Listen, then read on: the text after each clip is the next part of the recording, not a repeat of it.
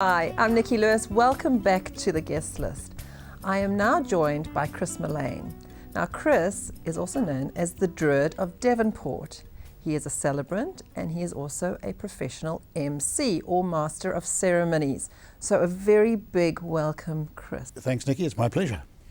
Well, now first of all, we're going to get this out of the way. The Druid of Devonport. Tell us all about that. Sounds very ominous, doesn't it? It does a little. Yes, so come on, tell us. What's... Well, it's some people think it's a little bit like the Wizard of Christchurch, you know. Right. And it is, and we know each other, and we've dined together and so on. But he's far more educated than I am. But I am a Druid and believe in the old Druid philosophies and so on. But of course, although I get couples who want to have a Druid type style wedding, or parts of it, because they quite like that. There are probably the majority don't necessarily want that, and I'm very happy to accommodate whatever's required by the couple. But the Druid of Devonport, so this coming Sunday, not this Sunday, but the Sunday after, 22nd, I will be doing my annual thing of leading the people of Devonport and anyone else who wants to into the tide at midday to celebrate, you know, the middle of winter. Fantastic. Hard to believe it's the middle of winter, isn't I know, it? It's only just started. So is that how you got into being a celebrant? Yes. As a Druid, I was celebrating all the seasonal changes and other important events in people's lives. And of course, as you know, the only ceremonies that you need to be registered for are marriages and civil unions. So funerals, all of those things, baby namings, house blessings, croning, sagings, all those sort of things, as well as the seasonal things, were very much part of my life. So I was a celebrant before I became a marriage celebrant. And people would say to me, look, you did a great job at Grandma's funeral. Could you do our daughter's wedding? You know, things like that. Or the daughter would come to me and say, can you do my wedding? I like that, the way you did the funeral. Now that sounds a bit ominous, doesn't it? You know, I'd like a wedding that's a bit like a funeral, but that wasn't what they meant. So eventually I got persuaded to go and get registered and become a celebrant. Yeah. Now that's an important point. Now, to be a celebrant in New Zealand, you have to be registered. To be a marriage or civil union celebrant. Right. And they are two separate registrations, interestingly, at the moment still.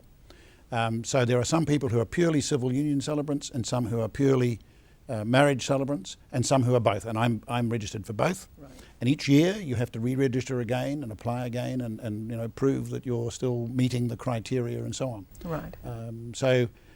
Yes, and so everything else, anyone can do a funeral. Often they don't want to have a family member doing it because it's a very emotional time. And so they get an outsider, someone else, or someone who knows the family to do it. But anyone can do all of those other ceremonies. Because for a funeral, for example, all the legal bits are done by the doctor who signs the death certificate, the undertaker, and so on. So, but for a marriage or civil union, you have to have a registered celebrant or go to the registry office. Now, what is the difference between a marriage and a civil union? Because I've looked on the website and it doesn't, it's very unclear. Yep, so well, you are probably the most clued up. Well, I get couples asking about this because, and because I do both, I have to understand the difference. Yeah. Well, it's very difficult to understand the difference. If I can just refer to my extract here from the Department of Internal Affairs Marriage, Births, Deaths and Marriages website.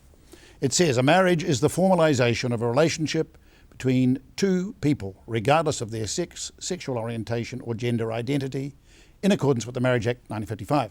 And of course that's been updated since same-sex marriage was passed into law in the Definition of Marriage Act back in 2013. But, so you got that, it's a formalisation of a relationship between two people, regardless of their sex, etc. What is a civil union? The Civil Union Act provides the criteria and rules for people to have their relationship solemnised as a civil union and officially registered in New Zealand, may be entered into by couples of the same sex or by couples of different sexes. Now, so what's the difference? So you look into the detail and what you find, there is really very little difference. One part of it that's still being looked at and updated, and people are pushing for this to happen, is that unless you're married with the same sex or not, you can't together adopt a child. Oh, really? You can as an individual. So one of the couple can. It's a really sort of odd thing, isn't it? That one of the couple can adopt a child, but together they can't.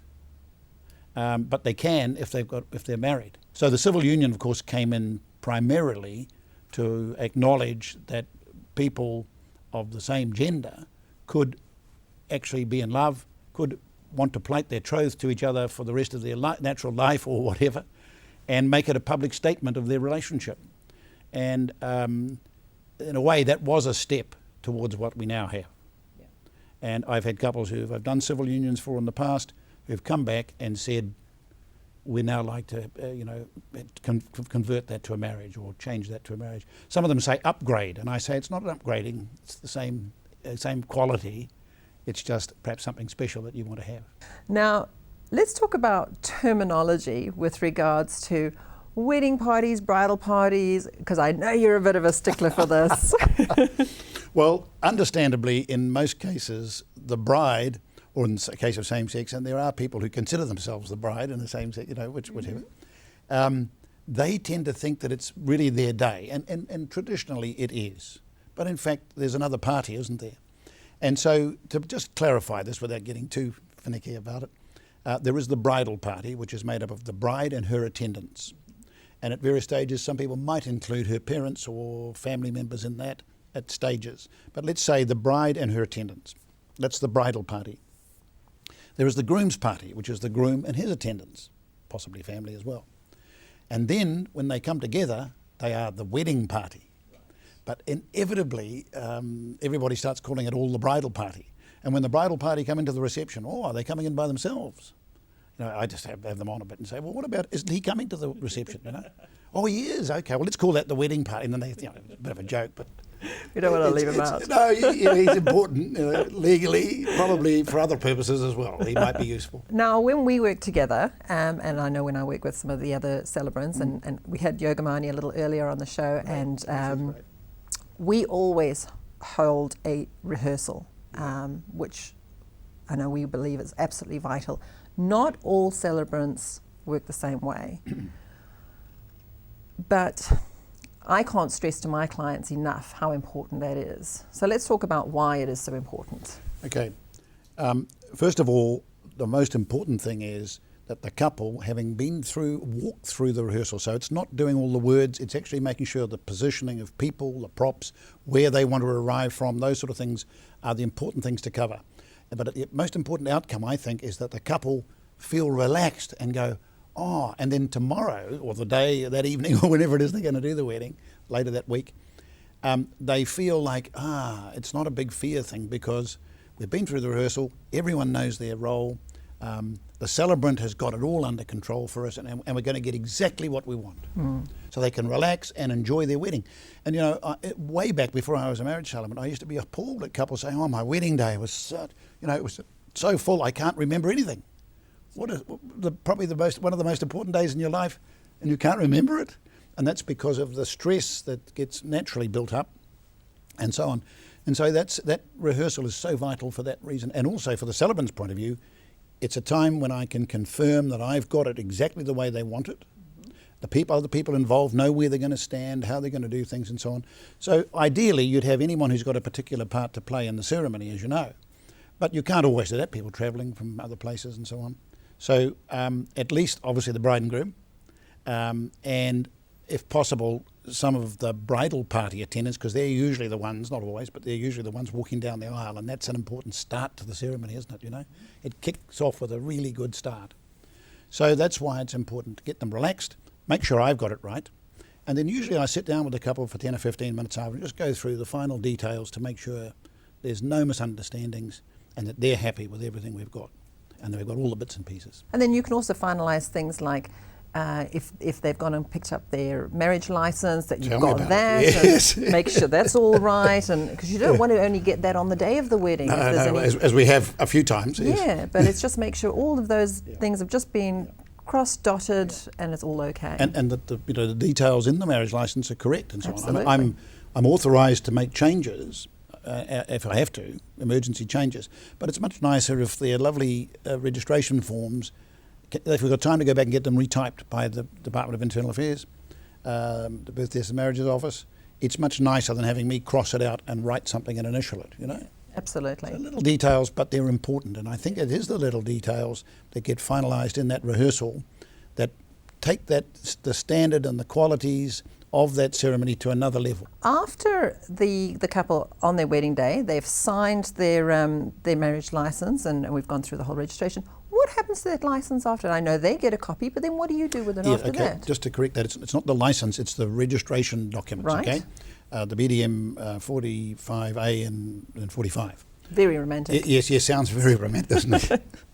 I'm obliged by law to give, as a celebrant, to give them their copy as soon as possible after it's been signed by them and the witnesses and me. Right.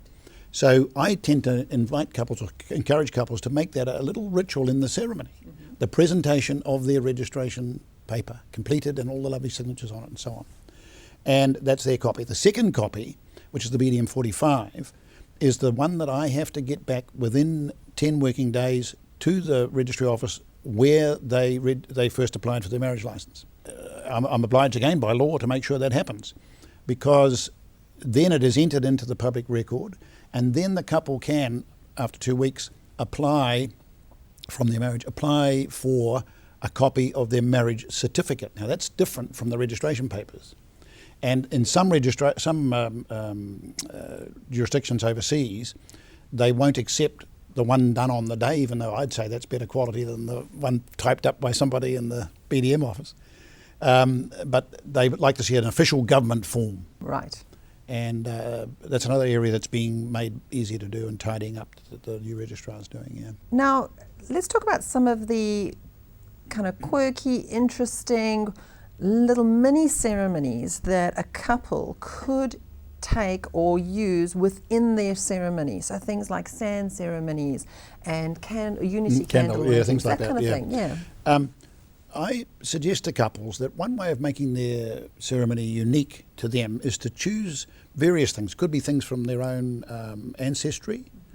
I've done Greek weddings where they have a crown, and they are the king and queen now of their own household, and so those are placed on their heads, and they're swapped over, so they're equal in charge of their own household. So it's a lovely, meaningful thing.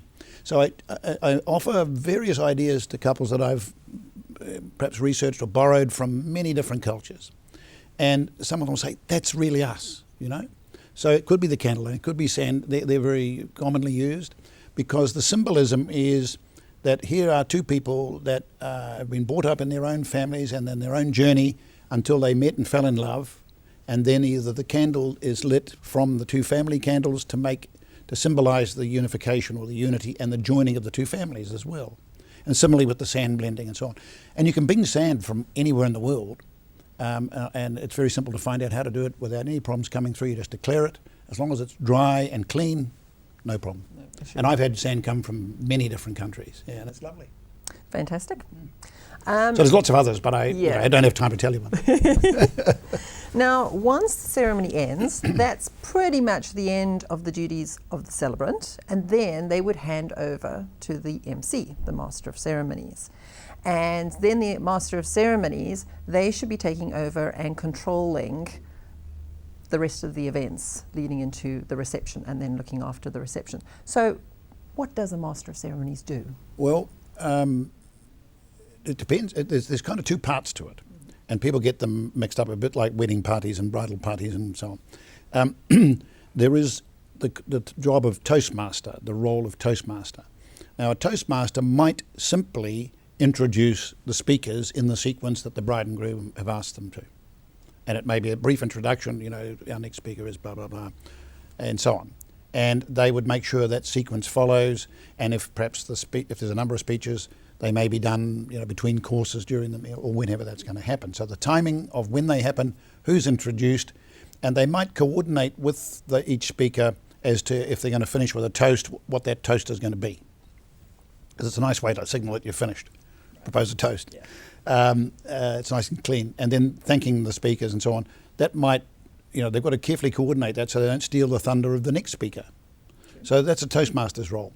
But the MC's role, the Master of Ceremonies or the Mistress of Ceremonies, or sometimes it's a double act, you know, is much bigger than that. It might incorporate Toastmaster duties, but it will also incorporate really running the event in terms of coordinating with the kitchen, coordinating with people like yourself, the wedding planners and so on, about various things, so that the event is a seamless whole and flows. Now, of course, it always looks that way, but seldom does it go according to plan. So that's a very important role, is being right on the ball. Now, why would you want a professional master of ceremonies instead of maybe a family member or a friend? It obviously, it's to do with relationship, and that's an important part of the decision. But another important part is your friends and family members want to relax and enjoy the celebrations and so on, and therefore if you have a professional doing it, that person is going to be right focused on the job right throughout. And they can bring ideas for how you can make your reception special for you and unique as well, instead of just sort of the standard stuff that might be trotted out. So an important thing is, at the end of the ceremony, how is that transition made? Because otherwise what happens quite often is the ceremony's over and everyone's looking at their watch going, well, I wonder when the party starts. Absolutely. Okay? So you need a smooth transition, and there's things often like photographs, maybe with the whole group, maybe with smaller family groups or groups of friends and so on. The couple may be going away somewhere to take their photos themselves, either on site or off site, as you know. And so there's some timing coordinations there. And often things don't go quite according to the time plan, the run sheet. So you've got to find out what style the couple want as an MC. Do they want you to really be the MC and the continuity person, or do they just want a toastmaster, or do they want, it's not about the MC, it's just like it's not about the celebrant. But the MC provides a very critical flow to the evening, and ensures that everyone's enjoying themselves, is available to the couple at a moment's notice, to repair something that's gone wrong, or to anticipate something or to change something. Chris, thank you so much. You've given us so many ideas, not only from your celebrant's perspective, but also from an MC, Master of Ceremonies perspective. Now, if somebody is looking for a celebrant or an MC, or both, even better, how do they get in touch with you? Well, of course, they could contact you, couldn't they? Absolutely, because I'd recommend you in a heartbeat. That's good. I do recall you saying that if you get married again, you'll be asking me to do the ceremony. You would definitely. I've written that down. Yes, you would definitely do my ceremony. So the other thing is, probably the best place to go is simply Google Wedding Wise, all one word, and under celebrants there, and I'll pop up as one of the celebrants, Chris Mullane, celebrant and MC. And I know you've got fantastic reviews on there, so you have. That's so lovely. Thank you so much. The guest list is made possible with support from wedding champions who make your magic day possible. People like Edgewater Resort in Rarotonga, the perfect spot for all your family and friends to celebrate. And what a place to have that honeymoon. Thinking weddings and honeymoon, think Edgewater Resort, Rarotonga. And speaking of dream holidays or a wedding overseas, talk to travel managers. Right throughout New Zealand, they can process all your travel needs. That idyllic honeymoon is just moments away. Call one of their specialists, Anita Gatley Travel. Specialising in everything wedding, give Anita a call on 09 845 2150. 09 845 2150. So I've been